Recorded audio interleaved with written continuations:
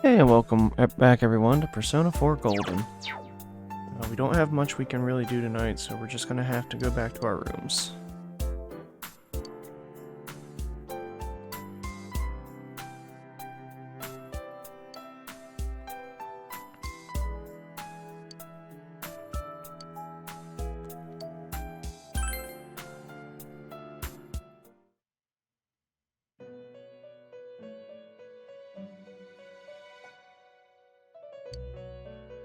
Welcome. Good to finally see you again, Igor. It's been quite some time.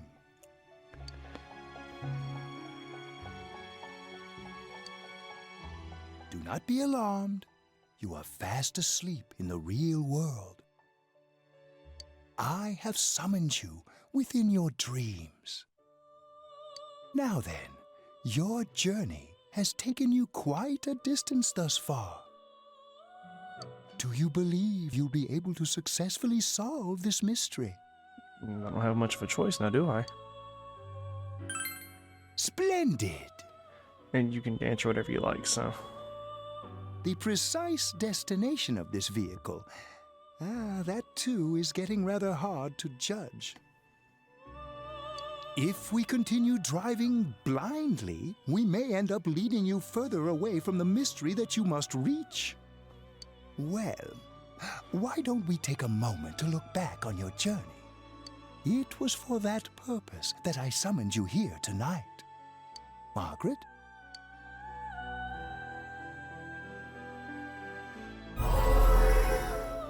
Yeah? What's right? What you should choose to do in life. The answers to those things lie within you. I'm going to think about my life and set my own path. We are experiencing the words engraved into your memory during your journey. Failing to understand and failing to listen are rather different things. I don't remember Naoto ever saying that. Alright, let's go ahead and think this through as much as we need. If we leave any unanswered questions behind, we'll just be lying to ourselves. I'll think as hard as I can and try to help. Come on, we've accomplished this much together, haven't we? Right. Together. And it seems you have comrades with you as well. Those heading in the same direction through this dense fog. Hmm? I'm seeing people outside. Or I was. We'll be parked for the moment while I confirm our current heading. By the way, who's driving this thing? As I mentioned previously, this year will signal a great change in your life. Though there isn't much time left, it can be worth your while to take the time to stop and reflect. People are like water flowing in a river. There is only one stream, but all who pass through it are affected differently. Some travel fast, some change their course, experiencing countless events as they travel down the river of time. Just so. The state of this room reflects the scenery of your heart. Perhaps this may be a time for contemplation rather than action. It's possible.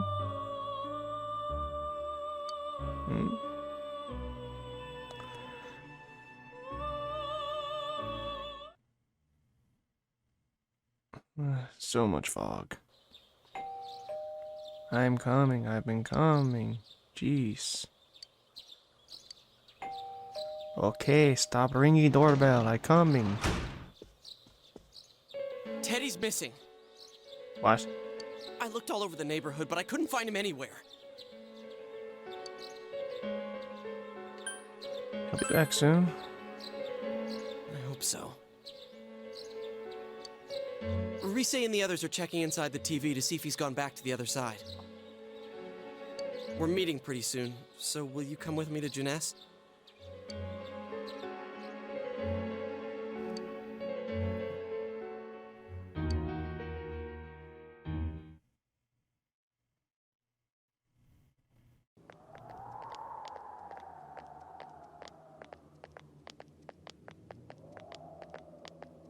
It's no use, man. We can't find him. Well, where the hell could he be? No luck for me either. I didn't sense anything over there. The fog's so dense it might be affecting my readings.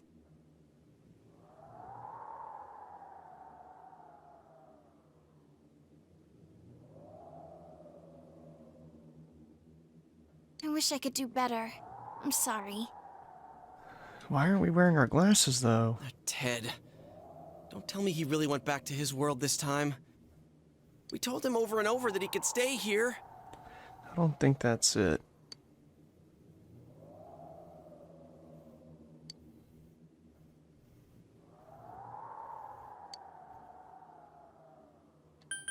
Yeah, let's think about this. I guess that's all we can do right now. You can answer however you like, but He plays dumb a lot, but he's attached to us deep down. He wouldn't disappear without saying anything, right? absolutely not. I'm worried for Teddy myself, but let's trust in him and await his return. Right now, we must concentrate on the case. It won't be long before Namatame is transferred to another location. Yep. We must hurry, or we will miss our only chance to get his perspective on this.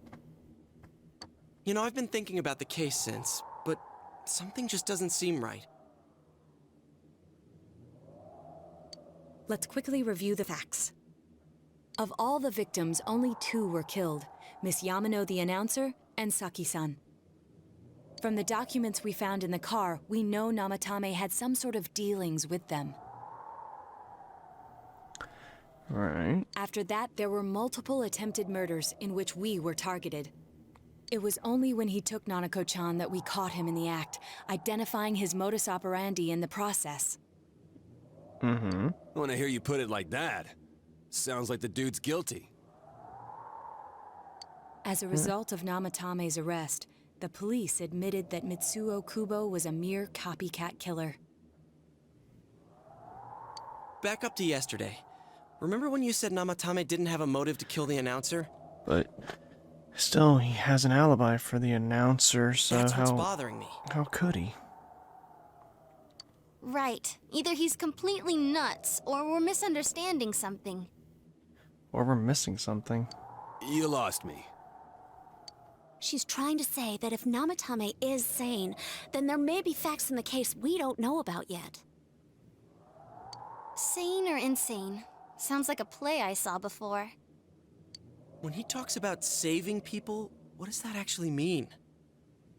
I don't think there's any doubt that it includes kidnapping people and throwing them into the TV. Could he mean saving them through death? I don't know. It could possibly mean he's convinced that seeing them on the TV means they're going to be targeted by someone He that could did hurt them. call himself a savior, and said that the other side is a wonderful world. So they'll be saved if they die? What a bunch of crap! The bastard should have gone and saved himself. What do you think, Senpai? There has to be something else. If you think about it normally, it's gotta be him. But there ain't nothing normal about that world anyways. There's something I've been wondering about for a while. When we first encountered him, he said, "You're the ones I saved. Don't worry, I'll save this girl too." Yeah. So, if he saves people by killing them, did he save us too? Wouldn't he actually have failed to save us? Yeah, that makes sense. You raise a good point. If he thinks that salvation comes only through death, his words to us make no sense. And another thing, the Namatame who appeared on the Midnight Channel said he failed to save Nanako-chan. Well, maybe he really was trying to save the victims by putting them inside the TV. Come on, don't get all quiet like that. You guys know I just say the first dumb thing that pops into my head. The possibility that he truly intended to save us. But he's still the one who threw in Saki-senpai and that announcer, right? Sure, we haven't nailed down his motives, but that doesn't change the fact that he killed them. But didn't he have an alibi for Mayumi? Or what? You think someone else was involved? What makes you think so?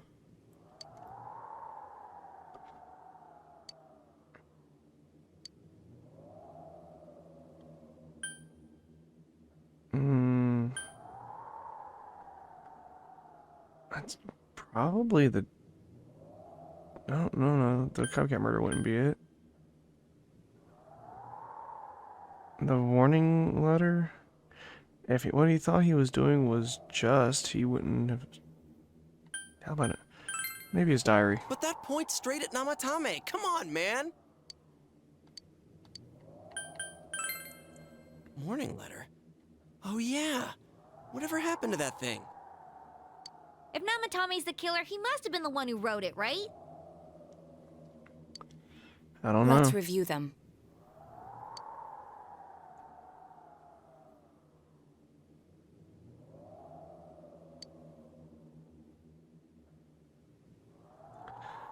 Alright, yeah, the first one was him. Second one couldn't have been him.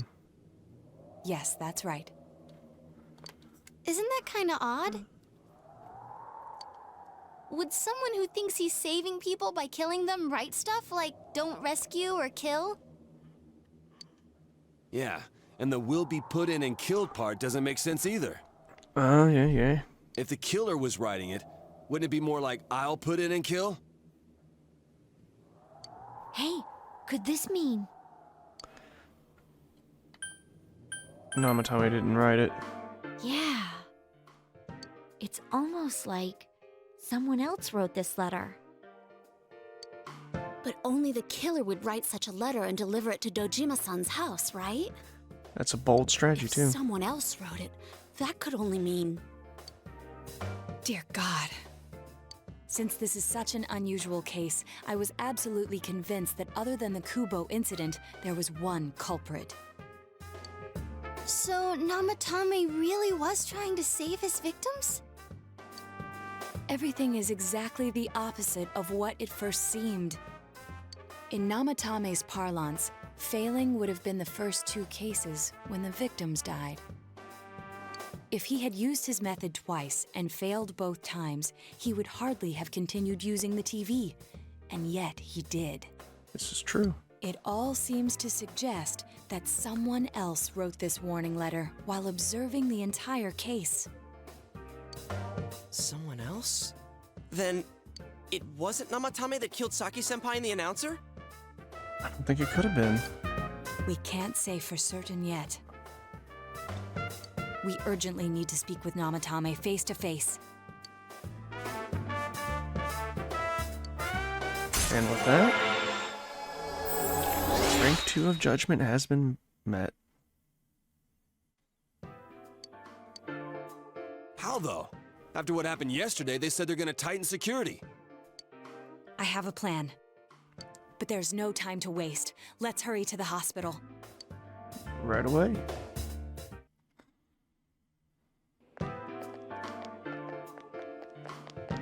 Hey, this place is off limits. Yeah, Anne. I'm a consultant with the police. I'd like a few words with Namatame-san. May I go in? This is Unit 252, requesting confirmation on an ID. Name of Naoto Shirogane. Huh? Ah, understood. I see. Well, you're on the list. Oh, what is this, a freaking nightclub? I can give you a few minutes, but I'll have to record your conversation with him for security purposes. Not that I expect you'll get anything coherent out of the guy. He's been spouting nothing but gibberish. I'd like him to accompany me as well. He has no identification, but this is an emergency situation, and he's here in Detective Dojima's stead. Huh. Huh? Detective Dojima sent him? I wasn't informed of this. I'll vouch for his identity. Well, I guess it's better than dealing with the man himself. We have our hands full with the transport procedures, so the last thing we need is Detective Dojima running wild. Man's that much of a hard ass, is he? Detective Adachi is busy somewhere too. This is Unit 252. Huh? I see. Has something happened? There's something about a suspicious object out in the lobby. What? Ah, well then, this works out nicely. You should back up your colleagues downstairs. We'll keep watch over Namatame-san. A disturbance in a hospital lobby, after all. It sounds serious. Man. If anything happens, hit the nurse call button. I'll leave the rest to you. Understood. Please be careful. You guys playing a dirty game.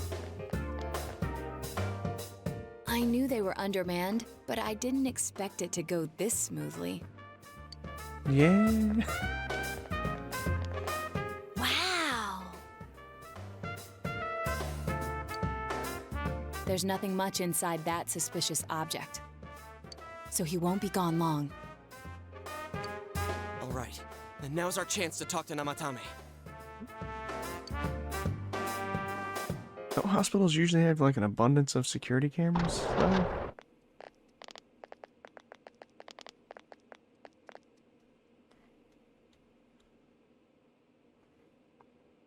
Namatame-san, there's something we'd like to ask you.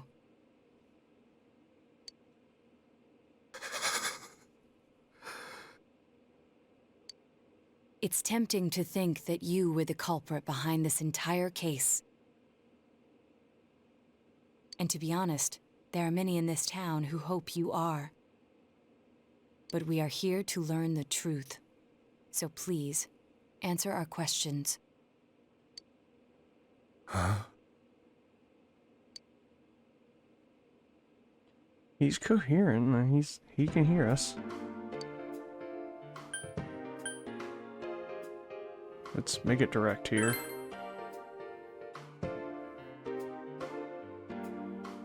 No. If nobody saves them, they'll be killed. That's why I put them in there.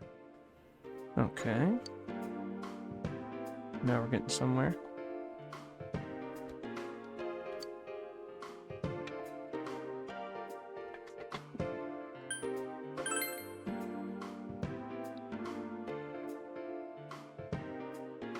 Didn't think so. They were killed. I couldn't save them. And who did you throw in first? Yukiko? Huh? Me?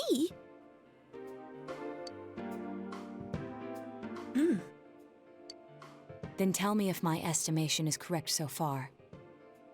After discovering the Yamano and Konishi incidents, you realized an appearance on the Midnight Channel meant certain death.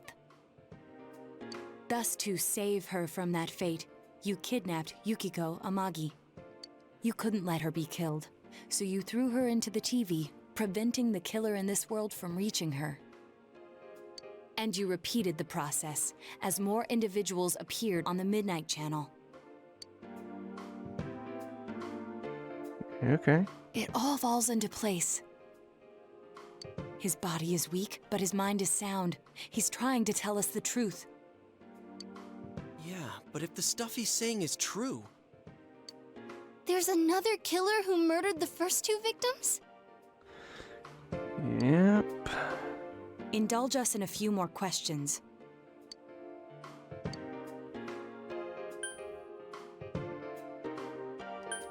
Who killed the first two? Sure. Well, he probably wouldn't know that.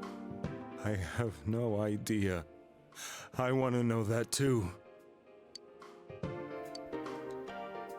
The warning letters? He wouldn't know anything about this either if he didn't send them. What are you talking about? And I didn't know. I never thought it would be that kind of place. As I thought. You believe me? Did they find him? Did they find the one who did such cruel things? yeah, we're working towards it. Mayumi. Please calm down. Our ability to find the culprit rests on you. We know about the other world. In fact, we're the only ones who can fully understand what you have to say. Only you? We did blame you for everything at first. But now I think we can accept whatever you got to tell us as truth. Please, tell us everything you can, calmly and slowly. You're willing to listen? Do my story? Yeah, that's what we're here for.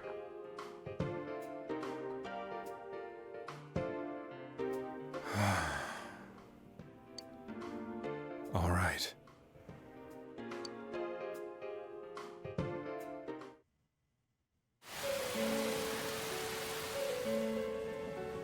Soon after my affair with Mayumi became common knowledge, Jesus, dude. I returned to my parents' home, as if to run away from the scandal. And I started drinking heavily to drown my anxieties. I hadn't been able to reach Mayumi at all, and that didn't help either. Mayumi, where are you?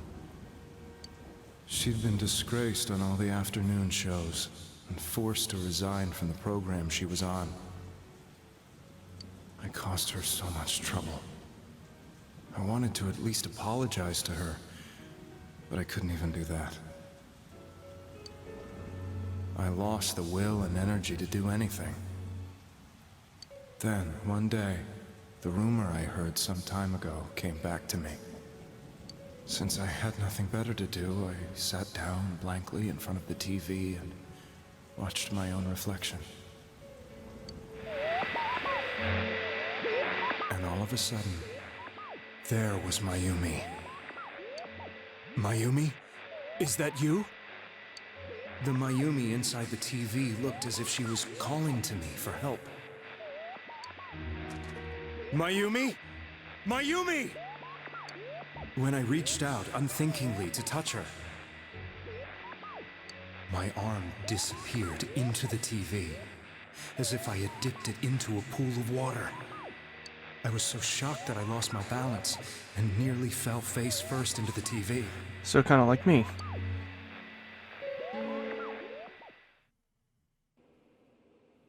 I was so scared. I couldn't understand what just happened.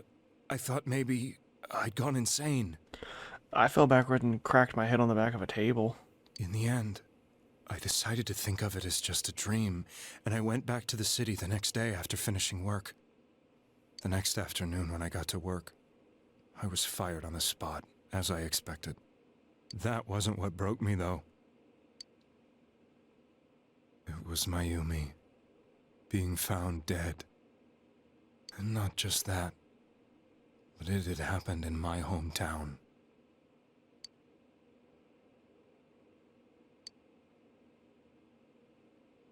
I was dumbstruck.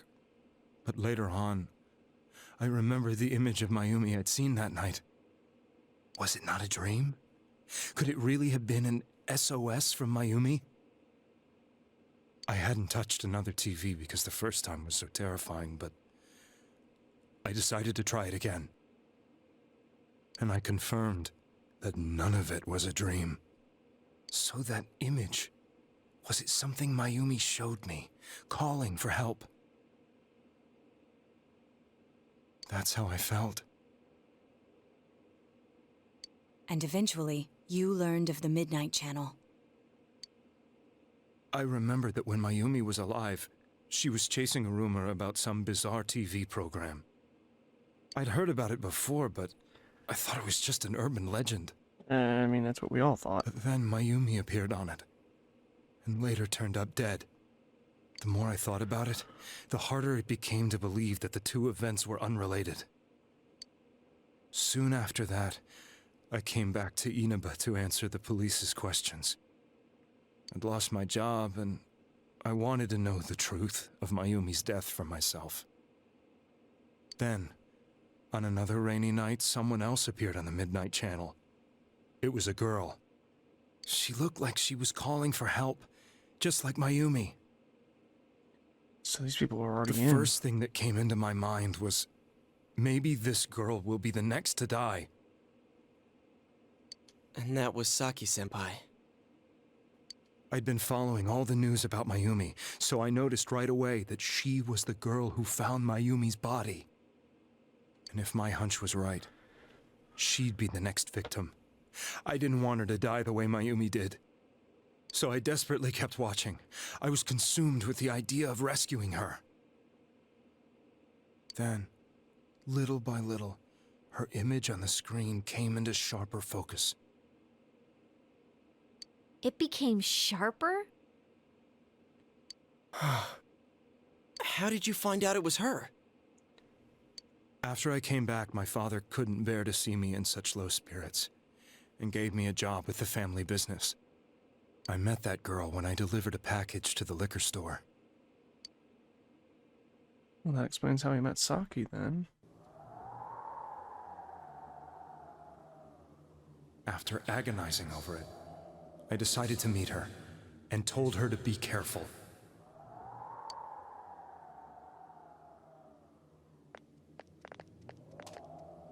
But that same night, on the TV,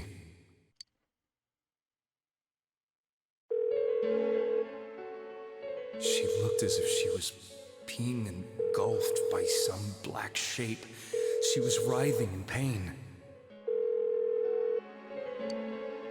That's why I warned her. Why won't she pick up the phone? Come on! Please! Yeah.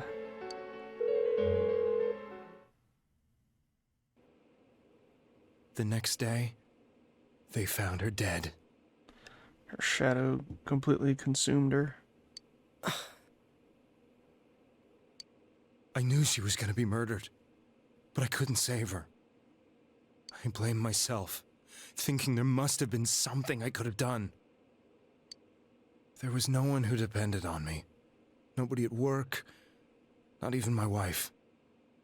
Mayumi was the only one who accepted me for who I was. But she was murdered, and the same person killed another girl.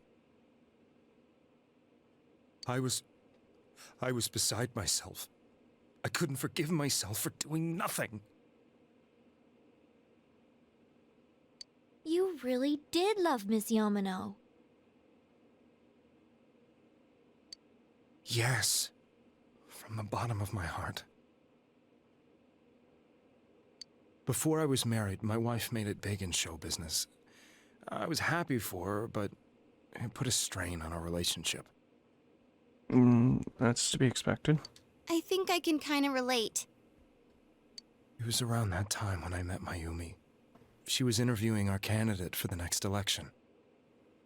She was a big-name announcer, but she only worked with local stations, and her attitude towards work was similar to mine. We both came from Inaba, so she was easy to talk to. I knew it was wrong, but I couldn't help getting intimate with her. She gave meaning to my life.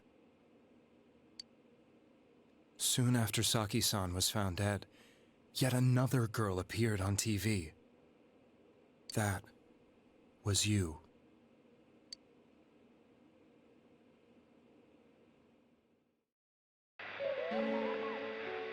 She'll be kidnapped next, and murdered. I can't let her end up like Mayumi and that other girl. This time, I'm gonna do something. My opponent was a murderer who left no clues to his identity. I thought hard about what I could do to protect her from someone like that. So, yeah. This is about, like, Death Note, essentially? I'll never convince her. If she gets suspicious and they arrest me, who'll save her then? The girl inside the TV looked as if she was smiling at me. And that's when it hit me. I apparently had the power to go through the TV screen to the other side. Then, what if I put her into the TV and give her shelter there before the killer gets her? What are you trying to tell me? That it's safe over there? Is that it? Oh.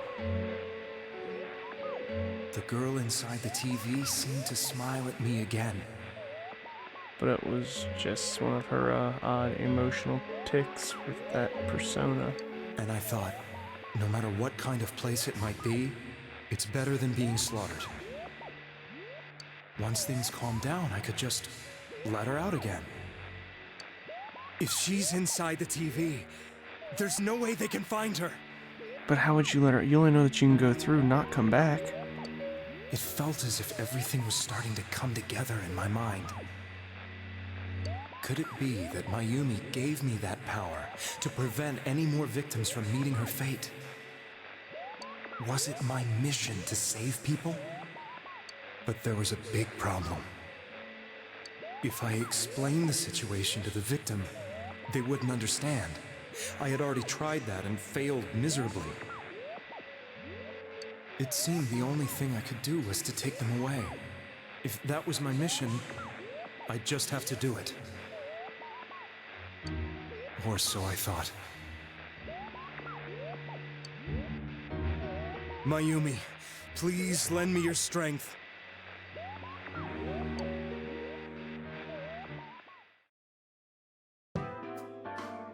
So, since you thought people who appeared on the Midnight Channel would be killed, you kidnapped us in order to save us. Mission? Give me a break! You never stopped and wondered about any of this? Settle down.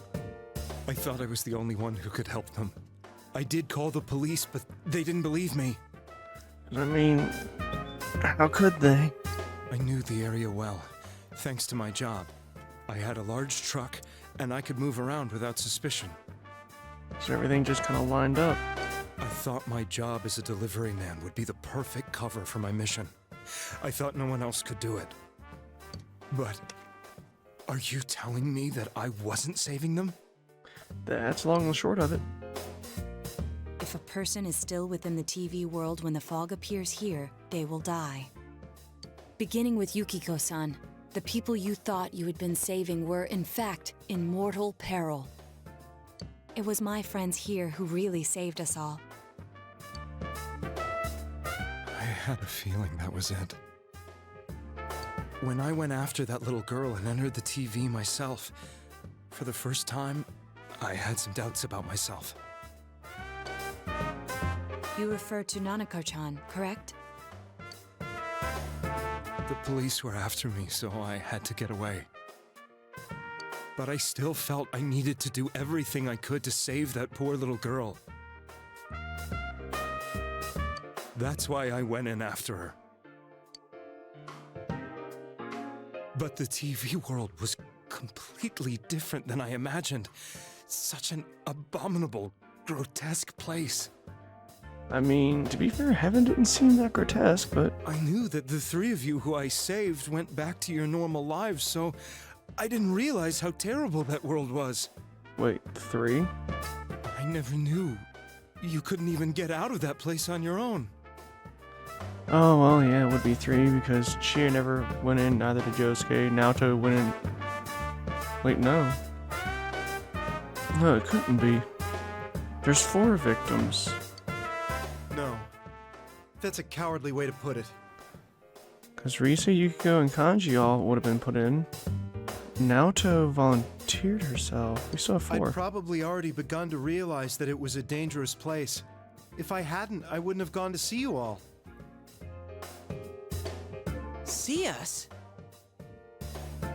Wait, are you talking about the concert we did at Junes? Yes. I wanted to know why the ones I saved were all hanging out with each other, and how much you remembered. But in the end, I couldn't bring myself to say anything and ran home. I must have felt too guilty.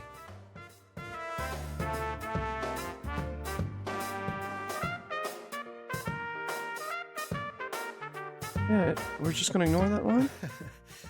But all the doubts and anxieties I'd been unconsciously suppressing exploded out when I entered the television myself. I thought I was going insane. I probably did. And you know the rest. When I came to, I was lying in a hospital bed. You really were trying to save people. Hmm? But I ended up doing just the opposite. What a fool. I always wanted to enter the world of politics and become useful to society. But after losing my job and the woman I loved, all I had left was this power. I convinced myself that world was some sort of sanctuary, and I secretly believed myself to be a hero. Yeah.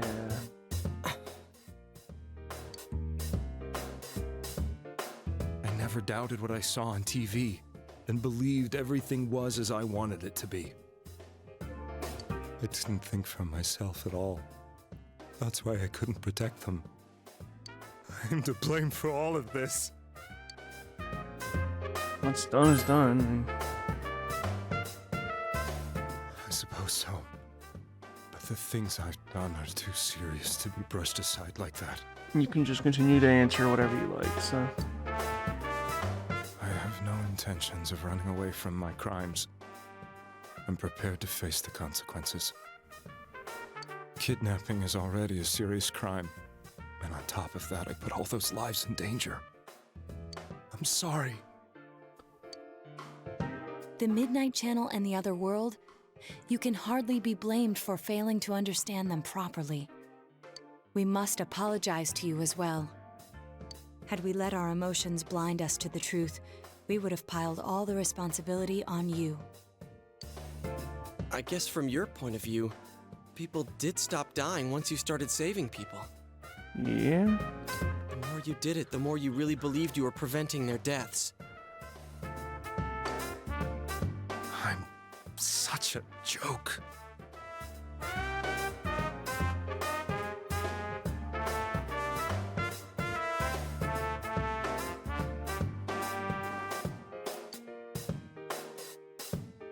I'm sorry. I'm getting a little tired. Yeah, that's probably a bit of a,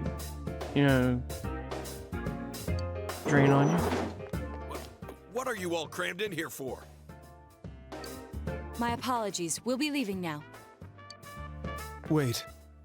Hmm? I beg you, please, find whoever's behind this. You children are the only ones who know about that world. Don't worry. We'll settle it. It's all clear now. He never committed any murders. It was another party who threw the first 2 victims into the TV. We shouldn't be discussing this in front of that officer.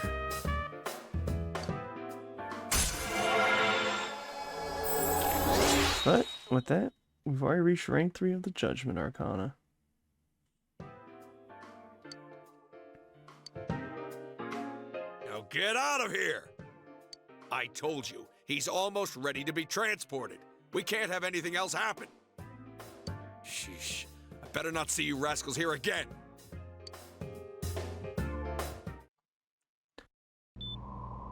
Nanako-chan looks like she's in pain. She's fighting for dear life. She is. She's gonna be alright, though. This was the last place we saw Teddy, right? He was so worried about her. How can he flake out like this when we have to find the real killer? The police consider the matter closed. We'll have to do all the investigation from here on out. Let's revisit Saki-san and Miss Yamano's incidents and see if we can turn up fresh details. But it's been over 6 months. Wouldn't the trail be cold by now? Normally. I know, but we can't give up. We're the only ones who understand what's really going on. And you never know. People might remember some things now because they've had so much time to think about it. Let's split up and talk to people all over town tomorrow. We'll meet up in the evening to discuss our findings. I hope we can find out something about Teddy, too. Yeah, that would be good.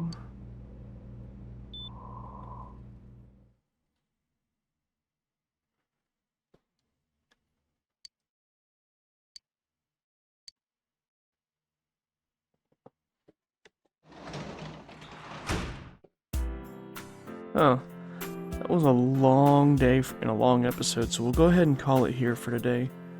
When we come back tomorrow, we'll be setting up the rest of our flags for the true ending and progressing the case. So, until next time, everyone.